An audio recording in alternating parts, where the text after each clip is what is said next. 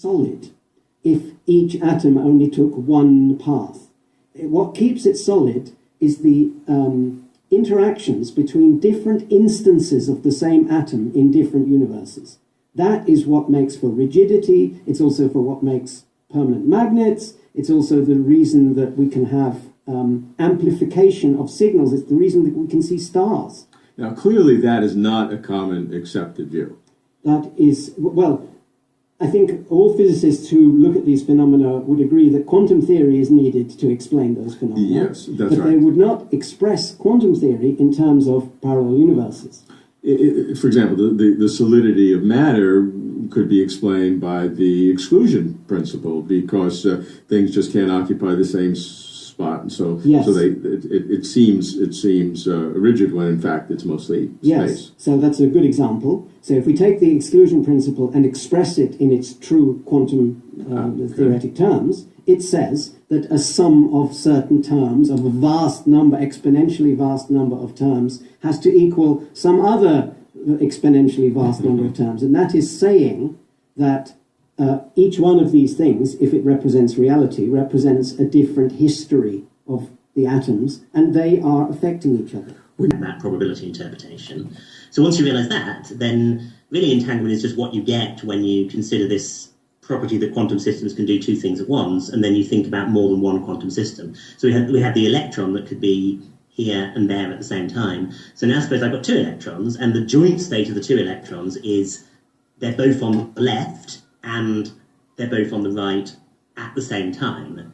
And now as you ask, where's the first electron? You can't say it's on the left, you can't say it's on the right, you can't even say exactly that it's left and right at the same time. All you can say is what it's doing relative to what the other electron's doing. Okay. Or you can give a joint description of what both electrons are doing, and that's entanglement. And it's central to many worlds, because you remember when I was talking earlier about how I end up doing two things at once and you end up doing two things at once, but they're all correlated. Entanglement is what makes that happen. So you can't talk separately about my state and in the quantum any world situation, you can't talk separately about my state and your state and the cat state. All you can talk about is our joint state. So the joint state of you and me and the cat is cat dead, I see cat dead, you hear me say cat dead, plus cat alive, I see cat alive, you hear me say cat alive at the same time. And it's because of that that the language of worlds makes sense. If all the objects in the world were independently doing two things at once, you'd just have a sort of chaotic soup. You wouldn't have many worlds. So you're saying entanglement kind of imposes coherence on the different worlds, or? Yeah, I mean, it's ironic to use that word because decoherence is exactly the word we use to describe it. But yeah, entanglement is what makes the world structure happen. I mean, otherwise it would be nonsensical if, well, I mean, it's almost the definition of what a single world is, that there is coherence in my sense of the term, and you're saying that is due to entanglement? That's exactly right, yeah. So entanglement is the glue that, at any given point, is holding all this together? That's right. So, I mean, Schrödinger famously said, I think it's Schrödinger, that he used to think what was mysterious about quantum mechanics was superposition, which is the here and there at the same time thing, and eventually he decided, no, entanglement is the real mystery of quantum mechanics. But, you know, usually when people argue with Dennett about this, they talk about, you know, they take for granted the material world, and they say, well, yeah, but okay, I get the way the material world works, but it's not that easy to get from there to consciousness. You're questioning his kind of argument in a different way, right? You're saying, whoa, before you casually refer to the material world, as, you know, as if we really know that is like this solid stuff. Let's examine that premise. Right, exactly. What I'm saying is that, you know, for someone to be a hardcore materialist, there is a certain level at which they have to ignore the fact that our understanding of matter, that you know, the last 100 years of our probing matter, that in spite of the enormous progress we've made, and in some sense because of the enormous progress we made, we really don't know what matter is, and particularly we don't know what our role is in articulating exactly what matter is. And so, you know, there's many weirdnesses, but it's around this thing called the wave function. And the wave function is the thing that describes whatever quantum system you're interested in. So let's say you have a box, and the box has a cat in it, and the cat, and there's a jar of poison which is connected to a radioactive atom, which is a quantum system, which is going to decay or not decay, right? So if the box is closed, the wave function for the cat, right? Now this is imperfect for a lot of reasons, but this is what we use. The wave function for the cat has two parts. The cat is dead because the vial, cracked and the poison went out, and the cat is alive because the radioactive atom never decayed. And what this mathematical object, which is fundamental to quantum mechanics, which is the wave function, says both are true. They both, the mathematics has both of them existing at the same time. Until you open the box and look. And when you open the box, that is what we call the measurement problem. Because at that moment, this mathematical thing suddenly, arbitrarily drops from having two things to one thing. You either see the live cat or the dead cat. Now, what's the problem with that? Physicists like to believe that their math is actually about the world, right? If I write down the equations for an electromagnetic wave, a radio wave traveling through space, I think there really are radio waves. So that math actually describes the thing in the world. But now, what is this thing called the wave function? Because it's got this weird property that, before I looked, all possibilities are equally possible, or even worse, depending on how you look at it, all possibilities exist. It's as if the cat is dead and is alive. And that is actually one interpretation that we'll get to of what quantum physics means, that there literally remain two cats going forward in two different worlds. That's the so-called many worlds interpretation. And actually, by the way, Einstein literally used the word spooky in the context of quantum physics for these kinds of processes that, as you say, he thought were clearly an emergent feature of the math, but obviously not a feature of reality. And for that reason, he was like, okay, there's a mismatch between what the math of quantum mechanics says and what reality actually allows to happen. And in the end of the day, he went to his grave thinking that there was a deeper theory that, if we could find it, would do a kind of end run around quantum mechanics, showing that all of these weird features were merely an artifact of the fact that we didn't have the deep understanding as yet. But in the time since, we found that all of the things that bothered Einstein profoundly, all of them have been borne out by observation and experiment. So I don't buy that either. I buy an infinite number of universes, each of which is static, frozen, like a still frame in a motion picture. And it is your mind that moves through these universes. Okay, producing what you perceive.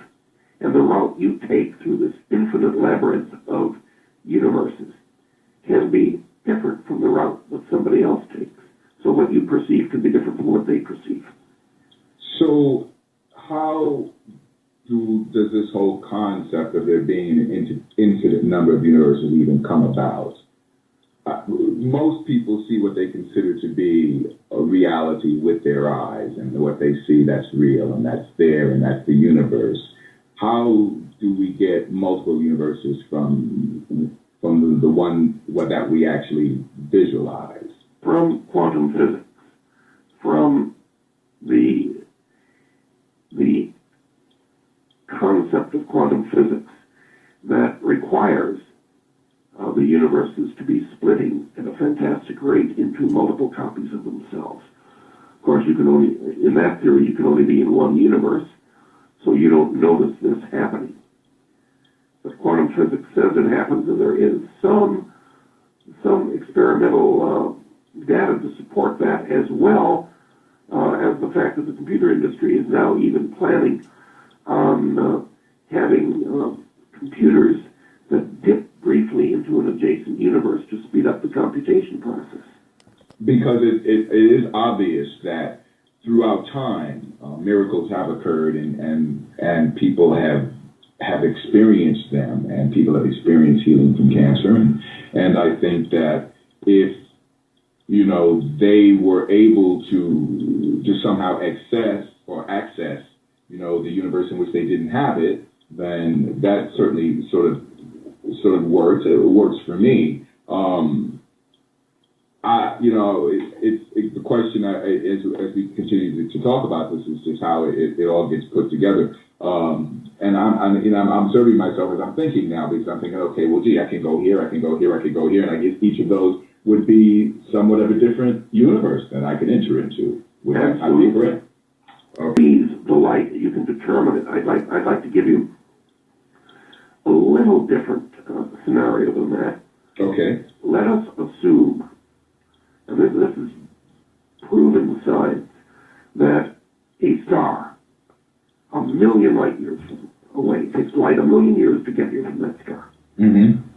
It emits a photon. An atom on that star emits two photons simultaneously, as tends to be the case, one going in one direction, one going in the other direction. Okay.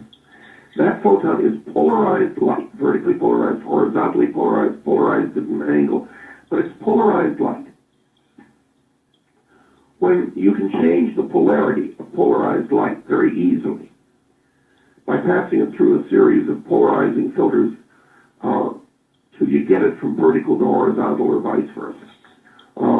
If you just put up one polarizing filter at right angles to the polarity of the light, it doesn't come through. But if you can turn that photon. Now, here's the catch. When that photon hits, and you turn that photon, the photon that went off in the other direction a million years ago simultaneously turns to match it. Mm-hmm. Yeah. Mm-hmm. Reality can be changed, and that's faster than light, by the way. That's faster than the speed of light. That's an infinitely fast transition at a distance of, in this hypothetical, 2 million light years. That's a long way off. A light year is 5,880,000,000,000 miles. A brilliant mind in quantum physics says the universe does not exist out there independent of us. We are inescapably involved in bringing about that which appears to be happening. We are not only observers, we are participants. In some strange sense, this is a participatory universe. That would be John Archibald Wheeler. Yes, it would. Yes. Yeah. The thing that, the discussion and what we're talking about is great. And one of the things that I would like for listeners to really get out of it is what is indeed what they can draw upon. I mean, let's take, for instance, somebody who is struggling for employment or struggling to make ends meet or struggling to find who they are in this world. Well, somewhere out there in the multiverse, there is a static universe, which hopefully is contiguous with theirs, where they are doing quite well, where they are taking care of themselves, or where they know what their purpose in life is, and they're going about it. And so, therefore, it's very possible for them to, through whether it's prayer or whether it's through some of the other rituals, make their connection with that. How does this whole concept of there being an infinite number of universes even come about? Most people see what they consider to be a reality with their eyes, and what they see, that's real, and that's there, and that's the universe. How do we get multiple universes from the one that we actually visualize? The concept of quantum physics that requires the universes to be splitting at a fantastic rate into multiple copies of themselves. Of course, in that theory, you can only be in one universe, so you don't notice this happening. But quantum physics says it happens, and there is some experimental data to support that, as well as the fact that the computer industry is now even planning on having computers that dip briefly into an adjacent universe to speed up the computation process. That sounds really far out, actually. Yeah, I know, but I've read about that, and apparently it's happening. Assuming these parallel universes exist, I think you have there not only parallel universes forking or splitting into the future, but also into the past, with different pasts being possible, different past histories. So then the future can change the past. Now that's proven scientifically and experimentally with the aspect experimented in Paris, France, with light. Einstein came up with, and he wasn't comfortable with it, the causal order postulate that said for event A to cause event B, event A has to happen earlier in time than event B. And that has now been experimentally disproven at the quantum level. Okay. So you're saying that event A doesn't have to happen earlier than event B To cause event B. to cause event B. Correct.